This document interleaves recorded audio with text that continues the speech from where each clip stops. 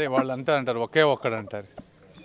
ఒకే ఒక్కడిగా చరిత్రలో మిగిలిపోతున్నారు జగన్మోహన్ రెడ్డి గారు. మనలో ఉండేటువంటి తెలియని మూర్ఖత్వం, అహంకారం, అర్థం చేసుకోలేకపోవటం ఏమో కానీ ఈ విధంగా దేశంలో జనరల్గా రాజకీయ పార్టీలు పార్లమెంట్లో ఏ అంశాన్నైనా ఒక 30-40% వ్యతిరేకిస్తాయి. కానీ దాదాపుగా అన్ని పార్టీలు సమర్థించినటువంటి బిల్లు నేను ఇప్పటివరకు 2 సంవత్సరాలు నేను ఈ పార్లమెంట్లో ఉంటే బహుశా ఇదే ఒక బిల్లే అన్నీ సమర్థించినాయి.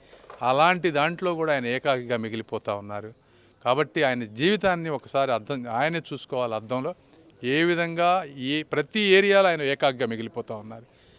దేశంలో అతిపెద్ద స్కామ్ అమరావతికి అవసరమైన భూములు తీసుకున్నారు అనేది కూడా జగన్ ఈరోజు తాజాగా ఆయన కామెంట్ చేశారు. ఎట్లా చూడాలి? రాజధాని మార్చుతో మళ్ళీ వస్తే అధికారంలో కానీ అంశాన్ని కూడా ఆయన స్పష్టం చేస్తారు. ఇది మార్చడం ఆయన వల్ల కాదు, ఎందుకంటే ఇది పార్లమెంటు చట్టం ద్వారా మాత్రమే జరుగుతుంది. సో ఒకటి. రెండోది, ఆయన అధికారంలోకి రావడం అనేది ఇప్పుడు తీసుకున్న చర్యతోటి ఇంకా బహుశా జగన్మోహన్ రెడ్డి గారు అధికారంలో రావడం అనేది మనం చూడం చరిత్రలో అని నా పర్సనల్గా అభిప్రాయం. ఎవ్వరు భయపడాల్సిన అవసరం లేదు. కూటమి ఐక్యత